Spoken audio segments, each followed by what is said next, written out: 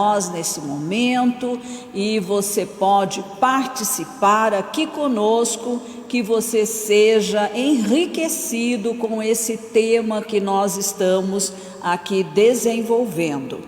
E o Johnny Enlow, por exemplo, ele diz que nós, por exemplo, nos queixamos muito do humanismo, né, que está presente nas nossas faculdades, universidades, mas ainda assim, diante disso, nós temos o diagnóstico, né?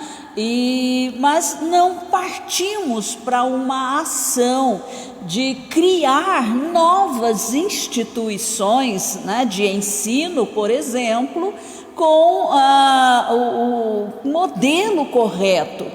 E uma coisa é você reformar, né, o que já existe, e outra é você criar o novo.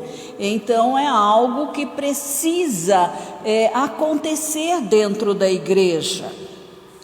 Quando nós, dentro da igreja, estou falando aqui dos cristãos, pensam que o arrebatamento está muito próximo, então nós não damos tanto valor a criar instituições duradouras, porque Jesus está chegando, eu já vou sair daqui, né? Eu vou para o céu, então o que ficar aqui ficou, problema de quem ficar.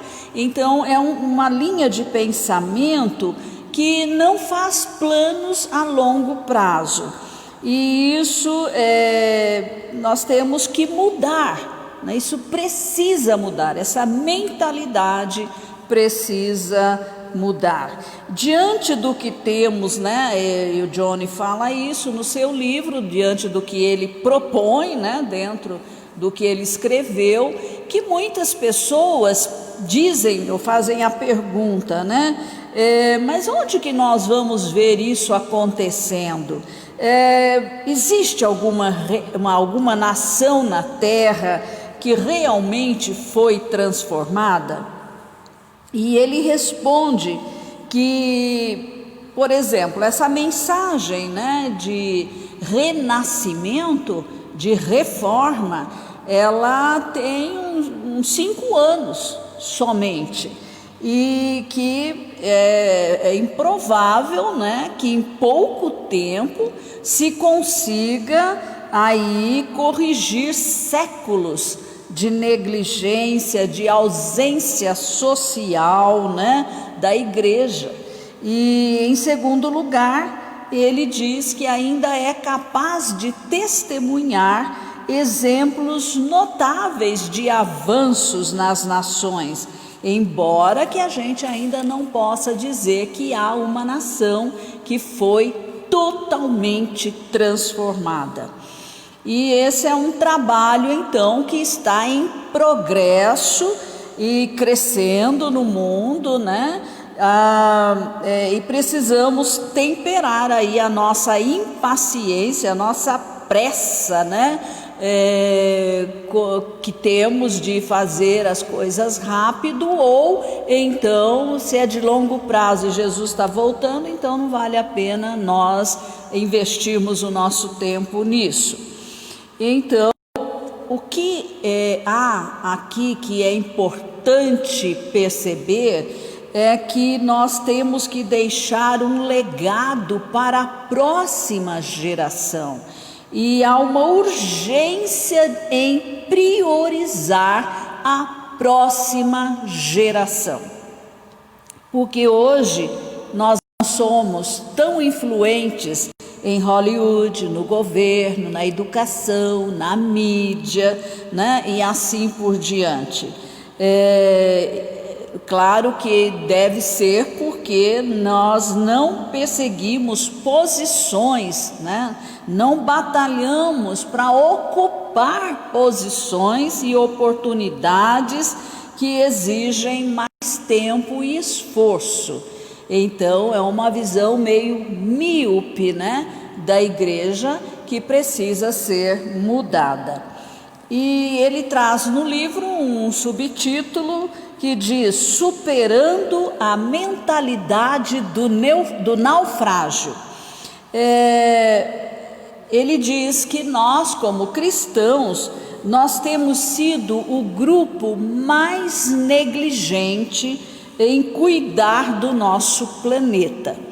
E pela crença que Jesus está voltando logo, então não há sentido em cuidar dos nossos rios, lagos, oceanos, variedades de espécies, qualidade do ar, por exemplo.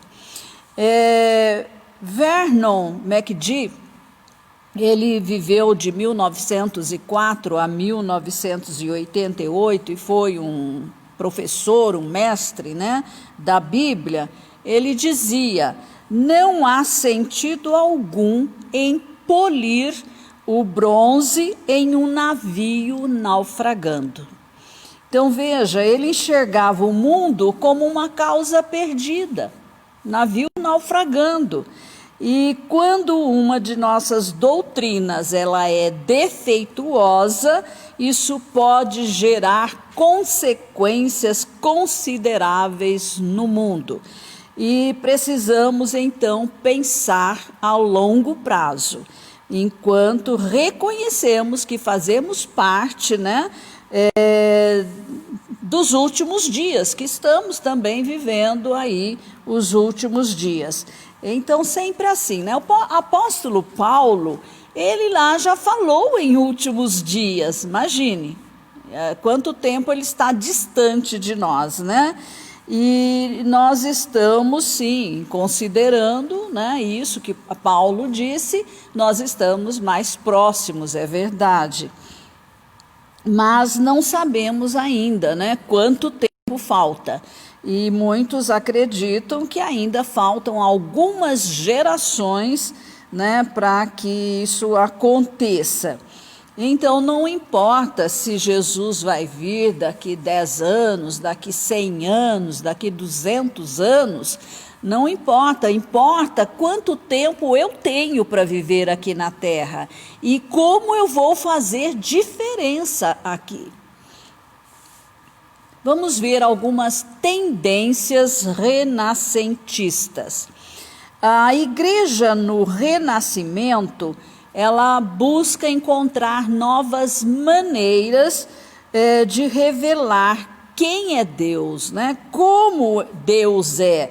E o sacrifício de Jesus na cruz mostra o quanto Ele nos ama. Então, o nosso objetivo aqui será descobrir suas manifestações de amor e demonstrá-las em todas as áreas da sociedade, tá? Porque embora sempre haja, se levantem inimigos e algum nível de risco possa haver, essa é a hora de nós crescermos em sabedoria e favor perante Deus e perante os homens. A missão da igreja não é somente levar as pessoas a se salvarem em Cristo Jesus. Ela tem a responsabilidade, de trazer mudanças para essa sociedade. Então, Johnny, ele acredita que aí nas próximas 2 gerações, o reino de Deus vai avançar tanto que ser cristão será uma coisa muito popular. E acredite, você será um dos embaixadores, da esperança transformadora de Deus aqui na terra. Vamos ver uma tendência, a primeira tendência, número 1, transição da mentalidade de avivamento para a mentalidade de reforma. Então, veja, não há nada de errado em querer, um avivamento. E ser avivado, nós sabemos, é viver a vida de Cristo, imitar Jesus no nosso caráter. No entanto, está na hora de nós nos direcionarmos o nosso foco, né, para a mentalidade de reforma, que aborda as estruturas, né, estruturas da sociedade, e aí com a presença do reino de Deus, com a presença da igreja nesses segmentos da sociedade. Então, a mentalidade de reforma, ela é voltada para várias gerações. Ela não é um planejamento de curto prazo, mas é de longo prazo. Jesus disse em Mateus 5,14, vocês são a luz do mundo. E depois ele escreveu a luz como um candelabro, né, que iluminará toda uma cidade, toda uma nação, e será colocada no lugar alto, né, nos montes da sociedade.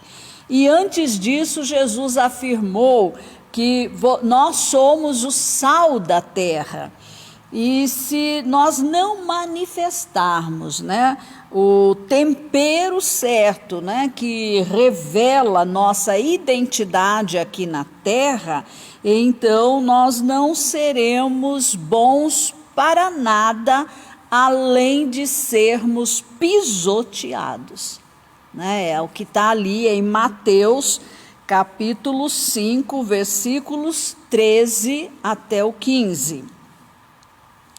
Esse encargo, né, deixa claro, então, que nós precisamos salgar a sociedade, né, para que não haja podridão nela. Nós sabemos que o sal era usado nos dias de Jesus para conservar carnes, senão elas sofriam, né, podridão, putrefação.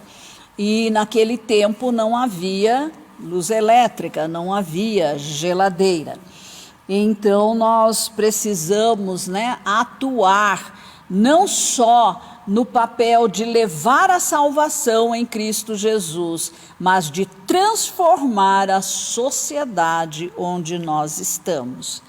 Naquela época nós vimos, né, que o sal era usado para preservar, e hoje a igreja é usada para ser o sal da terra, para preservar a sociedade da total putrefação, por causa do pecado, claro. Claramente, nós não temos entendido completamente a nossa tarefa, e é por isso que grande parte da sociedade tem cheiro de podridão, apesar de uma presença muito grande de cristãos aqui na terra. Isso começará a mudar ao longo das próximas décadas. Creia nisso e você começará a ser, né, o processo de ser sal e luz aqui na terra. Tão importante quanto querer que as pessoas um dia possam viver no céu com Deus é estar ciente de que a mensagem principal de Jesus se tratava de trazer o céu aqui para a terra. Algo além de simplesmente levar as pessoas para o céu. Jesus nos ensinou a orar: venha o teu reino, seja feita a tua vontade, assim na terra como no céu. A oração do Pai Nosso, e hoje nós vamos citá-la aqui várias vezes, né? Está lá em Mateus capítulo 6, versículos 9 a 10. Jesus prioriza o céu, descendo à terra. E Jesus busca por parceiros na reforma da sociedade. É claro que Jesus se importava também com o estado eterno eterno, com a eternidade das pessoas, mas o alcance do reino de Deus é mais amplo do que somente a salvação. Reino é governo e domínio do céu aqui na terra, né? Sobre todas as áreas da sociedade, sobre todas as instituições da sociedade. E reconhecer, né, que o céu é modelo para nós. Então, o modelo de governo para nós aqui na terra é o governo que há no céu. E os 7 montes da terra, né, também existem no céu, então há um paralelo entre céu e terra.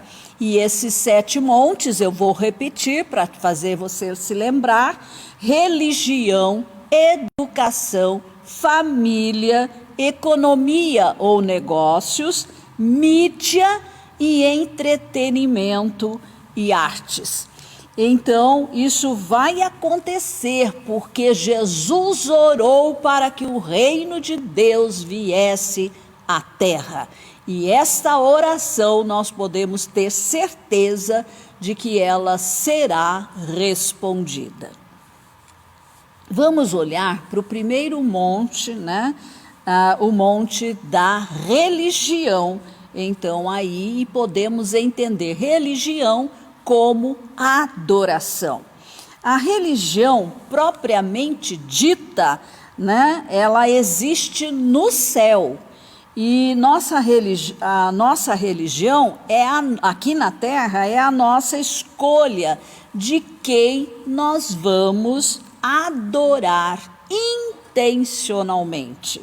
Então, o monte da religião também pode ser chamado monte da adoração. No céu, o nosso Pai, ele é honrado, né, como Deus. Ele é considerado, exaltado, adorado como Deus. Nós sabemos que ao redor do trono há permanente adoração, todo o tempo. E isso também acontece por todas as regiões do céu. E não se trata de uma obrigação, de uma imposição. Não haverá mais essa falsa competição, né, pela adoração e honra que temos aqui na terra. Então Jesus, ele estava dizendo ali na oração do Pai Nosso: Papai, que a verdadeira religião apareça na terra como ela é no céu. E na verdade a única religião verdadeira é a que adora ao Pai, ao Filho e ao Espírito Santo. Segundo o monte da educação. No céu, há educação contínua. Todo o tempo lá há ensino. E quando nós formos para o céu, nós conheceremos plenamente como somos conhecidos, né? Está lá em 1 aos Coríntios, capítulo 13, versículo 12. Mas não conheceremos plenamente todas as coisas, né? Haverá aprendizado, instrução por toda a eternidade. Olha aí, né? Se nós amamos estudar, conhecer a Deus, aprender mais sobre Ele, isso é algo que vai continuar lá no céu. E então, a verdadeira educação, né, o aprendizado, ele expande o nosso coração e nós, então, aí, né, rompemos em gratidão, em adoração a Deus. Porque, sabe, o momento da adoração é aquele momento em que você tem intimidade com Ele. Quando você o percebe, o conhece, né, numa medida que você não tem nem palavras para se expressar. Então, quanto mais nós aprendemos sobre seus caminhos, mais maravilhados nós vamos ficar em sua presença. Eu creio, né, diz Johnny Enlow, que os 24 anciãos lá no céu, que nós podemos ver em Apocalipse, capítulo 4 e capítulo 5, eles estão constantemente lançando as suas coroas aos pés do Senhor e declarando: Santo, Santo, Santo, porque eles acabaram de descobrir algo que eles não haviam visto anteriormente. E aí eles então não jogam a coroa por uma obrigação, não jogam a coroa por uma imposição, né, de um ditador megalomaníaco. Não, o Pai mostra o seu amor por nós e Ele satisfaz o nosso desejo de aprender, de conhecer mais sobre Ele. E isso vai trazer recompensas na nossa busca, né? Com insights que vão proporcionar muita satisfação, muita alegria. Na terra, nós aprendemos com o Espírito Santo, ele é o mestre. Ele inspirou a Bíblia e ele é quem decodifica a palavra para nós. É ele quem descortina essa palavra para que nós possamos entendê-la. Então, devemos compreender que o padrão de educação está no céu e nós devemos trazer esse padrão aqui para a terra. Então, Jesus estava dizendo, né, na oração do Pai Nosso: Papai, que a educação funcione aqui na terra, assim como funciona no céu. Olha só, que profundidade na oração do Pai Nosso. É isso que os reformadores deste monte desejam alcançar por meio da oração e atuação e visão do céu aqui na terra. Vamos olhar para o monte da família, né? Religião em relação ao monte da família. Além de existir família no céu, nós fazemos parte de uma grande família espiritual em Cristo, aqui na terra, a igreja. Deus, ele é Pai, né, de todos aqueles que estão no céu e que o reconheceram de fato como Deus, como Pai, né? E ele então abriu o acesso, né, para a sua família. E nós só podemos fazer parte da família de Deus por meio da nossa fé no Senhor Jesus Cristo, como está lá em Efésios capítulo 3, versículos 14 e 15. Então, Deus é o nosso Pai, Deus é o nosso papai, né? Mais íntimo, mais perto de nós. E esse é um dos 7 aspectos do seu amor revelado a nós. Ele nos dá senso de sustento e pertencimento. Se tenho um pai, logo tenho sustento, logo tenho pertencimento. Eu pertenço ao meu pai. Na oração do Pai Nosso, Jesus estava dizendo: Papai, que a família funcione aqui na terra, assim como funciona no céu. À medida que aprendemos, né, com o Espírito Santo, o nosso mestre, o nosso professor, nós nos tornamos aptos para manifestar esse governo e domínio do céu aqui na terra. Portanto, a era do renascimento vai aprofundar o conhecimento e a revelação sobre Deus. E vamos ver o quarto monte, o monte do governo. Existe governo no céu, né? Pois lá não há anarquia.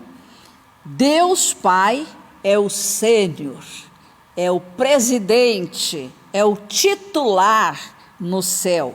Todos lá amam seu governo, suas regras, seus princípios, seus mandamentos, sua lei. Lá todos se sentem seguros porque sabem que todas as decisões do Pai, né, são justas, são certas.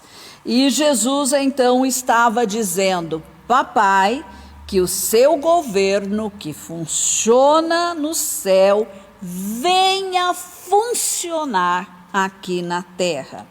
O Espírito Santo é quem nos mostra como é este governo. Os princípios do seu governo, do governo de Deus, podem ser encontrados na Bíblia. Quinto monte, o monte da economia ou dos negócios. Sim, há negócios no céu, mas os negócios do céu não visam gerar dinheiro, pois lá não há necessidade de dinheiro. O Pai é o grande provedor que cobre todas as necessidades de todos aqueles que estão no céu. Ele nos dá a oportunidade de realizarmos e sermos aquilo para o qual originalmente fomos criados. Ele está constantemente renovando o céu. Olha que coisa linda, né? Nós realmente vamos ter mansões no céu. E elas estão sendo construídas, né, com a sua contínua criatividade à medida que recebemos recompensas eternas aqui na terra.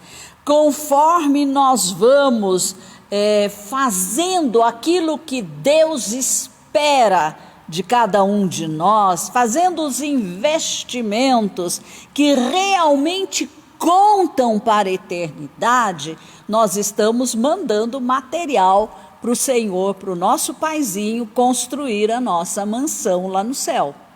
Entendeu? Então Jesus, né, ele orou: Papai, que o modo como você administra a economia do céu se torne realidade no sistema da terra. Então vamos aprender a fazer o download, né, do sistema do Pai e trazê-lo aqui para a terra, para nós avançarmos ainda mais os aspectos terrenos da nossa tarefa de reforma dos montes, né, da sociedade. Sexto, nós vamos olhar para a mídia, comunicações. Existe mídia no céu, né? João 1:1 declara: no princípio era o verbo, e o verbo estava com Deus, e o verbo era Deus. Verbo ou palavra. Tudo no céu é baseado em boas notícias. Pense, os habitantes no céu sabem mais do que nós sobre o que está errado na terra. As notícias no céu são sempre boas e sempre buscam o lado bom por trás de tudo. Deus não fala detalhadamente para, né, o povo que está lá no céu sobre as tragédias que acontecem aqui na terra, mas fala apenas do heroísmo dentro delas, né? E isso mantém todos encorajados e esperançosos. Nossa tarefa terrena é descobrir a sabedoria e a glória do sistema de comunicações de Deus e implementar esses princípios aqui na terra. Satanás já foi vencido, pelos feitos de Jesus na cruz do Calvário e continua sendo vencido pelas notícias das testemunhas oculares, do poder de Deus, sobre quem é Deus, como Deus atua sobre nós aqui na terra. Isso está lá em Apocalipse 12, versículo 11. Então Jesus orou assim: Papai, que a mídia da terra opere conforme os padrões do céu. Então veja, os reformadores analisarão isso e causarão um renascimento em nossa mídia e reportagem. Você pode imaginar um jornalista, assumindo a sua fala e dizendo: olha, hoje houve isso, mas nós temos um Deus todo-poderoso que já está abrindo portas, e isso de bom aconteceu, e aquilo de bom aconteceu, e tudo vai redundar para o nosso bem. Você pode imaginar isso?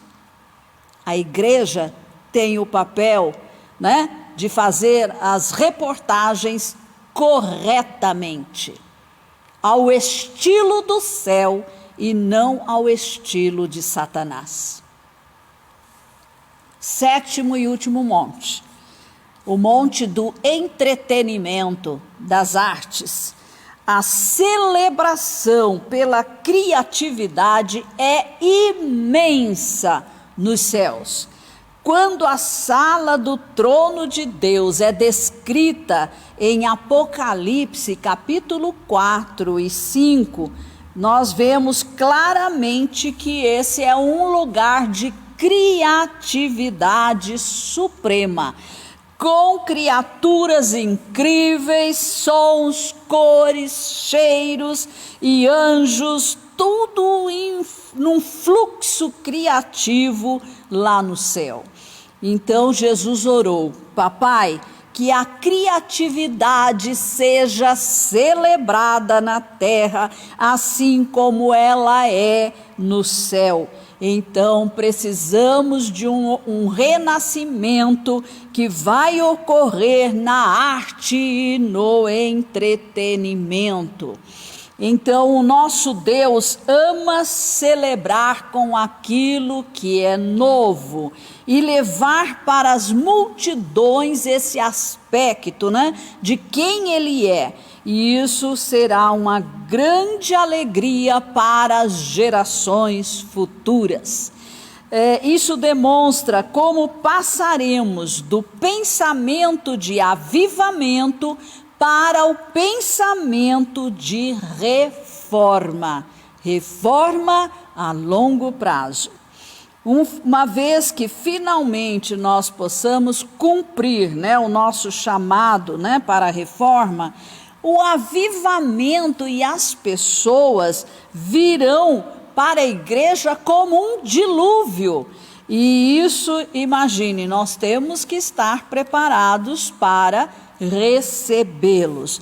Quando Jesus é exaltado, Ele atrai tudo para si mesmo, como está escrito em João 12, versículo 32. Costumávamos, na igreja, esperar que o medo do inferno pudesse motivar as pessoas para virem para Jesus e serem salvas. Mas nós precisamos entender hoje que há uma estratégia melhor. Então, até agora, esse senso de insegurança eterna, trouxe grande parte da colheita, mas nos próximos dias a beleza e a glória de Deus, né, que vai fazer com que nós ganhemos os corações das multidões, e a colheita será imensa. Por isso hoje chamamos os cultos de celebrações. Então, nós teremos neste domingo às 10 horas a nossa celebração. E o que é uma celebração? É algo impactante, é algo alegre, é algo que toca os corações, é algo que traz a presença de Deus para o nosso meio. A alegria, as artes funcionando livremente na adoração. Então é um conceito novo, né, para muitos de nós, e estamos transicionando para esse modelo. A visão é linda, é tremenda, é maravilhosa, mas nós precisamos abrir as nossas mentes e os nossos corações para absorver tudo o que Deus quer fazer na terra através da igreja, através de mim, através de você. E nós temos o dever de tornar Deus conhecido como verdadeiramente Ele é, né? De uma maneira que as pessoas sejam atraídas para Ele, para Jesus, né? Que o Espírito Santo tenha liberdade para trazer convicção ao coração das pessoas. Amém? Nós vamos ainda finalizar, só falta um pouquinho do tema, né, sobre o renascimento da religião, e depois já vamos para um outro monte, tá bem? Nós agradecemos a presença, né, de todos vocês aqui conosco, né, e que você possa ter sido abençoado. Nós temos aí Joana, Helena, Camila, Elmar, né, o Sebastião, o pastor Valdinei, Minoro, Valdirene, ok, Cícera, né, Joana, enfim, todos vocês que estiveram conosco nesta live, nós agradecemos, a sua presença nos anima, né, nos leva a buscar dar mais, oferecer mais a vocês. Esse é um assunto muito interessante, né, para todas as pessoas, para toda a igreja, e isso vai trazer uma reação da nossa parte, não é verdade? O conhecimento traz mudança, isso não tem como evitar. E eu agradeço a Deus pela vida de Johnny Enlow e de todos os outros que também estão falando, né, nessa mesma linha.